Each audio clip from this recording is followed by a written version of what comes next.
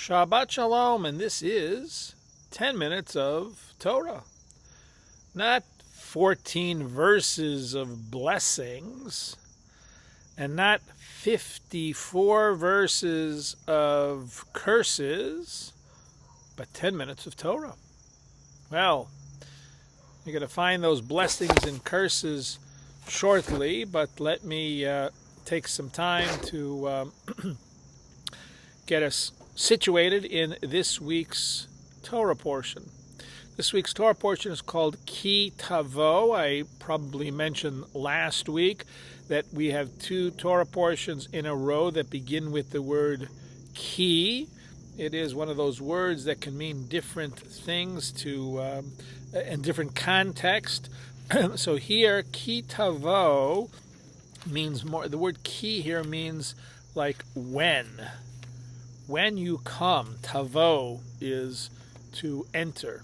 And that's indeed how it's translated in the Chumash, is when. Now, Moses is instructing the people about what to do when they enter into the land of Israel. They're about to go over just 5 more Torah portions until the end of the book, when they will be then going over into the land of Israel, though it doesn't talk about that until the book of Joshua. But at any rate, Moses, as part of his last instructions, wants to tell them exactly what to do when they get into the land of Israel. And it's something that they're supposed to do on a regular basis. That is not just this one time, although it is an entrance, if you will, moment. But every year, what do? You take the fruit of the land and you go to a holy place, eventually it will be Jerusalem, and you make this statement about the land and about your belief in God. The statement is as follows. You say to the Kohen as you bring them the fruit, I acknowledge this day before the Lord your God that I have entered the land that the Lord swore to our ancestors to give to us. You continue then. You say a passage that is familiar to us from the Passover Haggadah. My father was a fugitive Aramean. We're not sure if it's really fugitive or what not, but my father was an Aramean, let's just say. Went down to Egypt with meager numbers and sojourned there, but became great and a very populous nation, etc. It goes on. It's a whole long statement that is then recited every year when the first fruits of the land are brought. Okay, so that's the beginning. They're going into the land. They're going to discover the fruits. And there's that sense of thankfulness that they have them, and that at the same time they praise God for it. So that's the first part of the Torah portion. A part of that is also a declaration that when you make a tithe, when you take 10%, and you make sure that you give it to the proper people. What do you do with the 10%? In this case, it's set aside the different years, the Levite, because they didn't have land, strangers who were not able to support themselves. Torah often and over again tells us about the necessity of taking care of the foreigner or the stranger in the land. The orphans and widows. So that is where the tithe went. That's a part of the declaration. So as they then continue, they're going to mark the ceremonies of entering the land of Israel.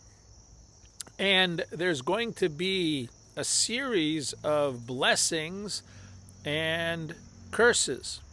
Well, as I mentioned in the introduction, the blessings are fairly short, only 14 verses long. Not so short, but they're short compared to the curses, or what is called in Hebrew the tochacha, which says that, so the blessings are, if you observe the commandments of God, you'll have all these good things that are going to happen to you. That's for another discussion, what exactly the relationship is there between our acts and what happens to us? It's an interesting question. But if you don't follow God's laws, then all these horrible things are going to happen to you and to the land, and you're going to end up actually being exiled from the land. It's a very lengthy piece. It's called the Tochacha, or rebuke, if you will. It's something that is actually not supposed to be divided up. You have to read it all together. All 54 of those verses have to be read as one aliyah, because we don't like to mention terrible things very often. So let's get it out of the way. We mention it and we move on. So that's this week's Torah portion, the thankfulness of going into the land and the consequences then of our actions, either good or bad. But something else will be going on this weekend, and that begins on Saturday night. Saturday night is Slichot. What is Slichot exactly? Well, the Sunday morning, now notice I said not Saturday night, but Sunday morning before Rosh Hashanah, we begin to add to our liturgy, to our own actions, Slichot, asking for forgiveness. And so that has begun the Sunday morning before the sun rises, before Rosh Hashanah, except when Rosh Hashanah comes out very early, as it does this year in the week, when it begins on a Monday night. So if we started with the Slichot on Sunday morning, wouldn't be very much to say, it'd be 2 days. So therefore, we move it back a week, and we start this Saturday night with the recitation of Slichot, which again are what we call penitential prayers, prayers that ask for forgiveness. We start thinking about that come Saturday night. Now, by the way, we'll put in a little commercial here. We have been doing for a number of years Slichot together with Congregation Sons of Israel. 1 year it's at Temple Beth El. 1 year it's at Sons of Israel. This year it is at Sons of Israel. When it's at the other synagogue, as it is this year, I will teach before that, and Rabbi Sachs will run the service. But the teaching is actually going to be, I hope it'll be quite interesting, a panel discussion with Rabbi Sachs and myself, answering some of the questions about the high holidays. And we always have some kind of program that then leads into the Slichot service.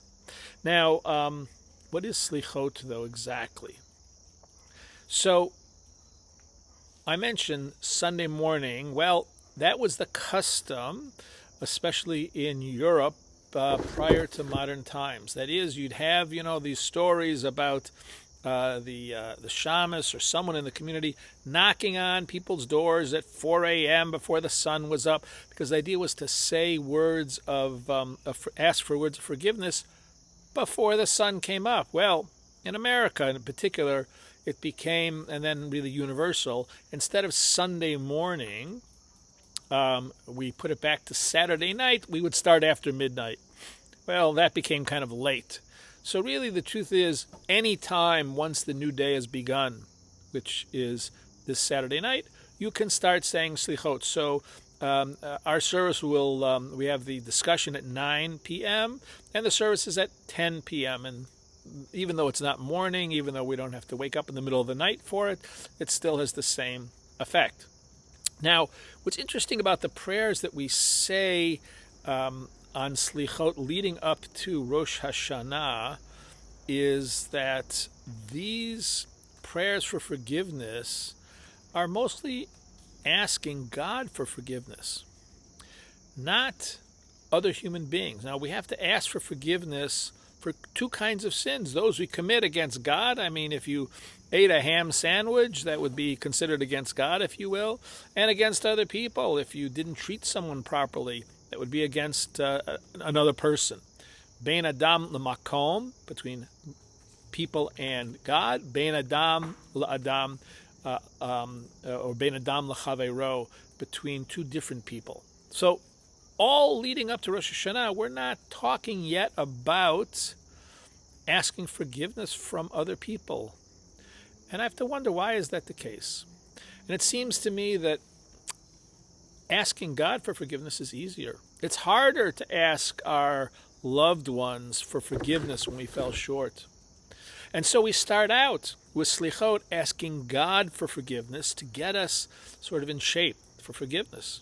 And that will hopefully lead us to asking our loved ones for forgiveness too, because that is at least as important, if not more so, than asking God. Well, we'll begin doing that this Saturday night. I hope to see you there, but if not, in any case, I want to say that this has been 10 minutes of Torah, not 14 verses of blessing and good things, and not 54 verses of consequences for bad things, but 10 minutes of Torah. Shabbat Shalom.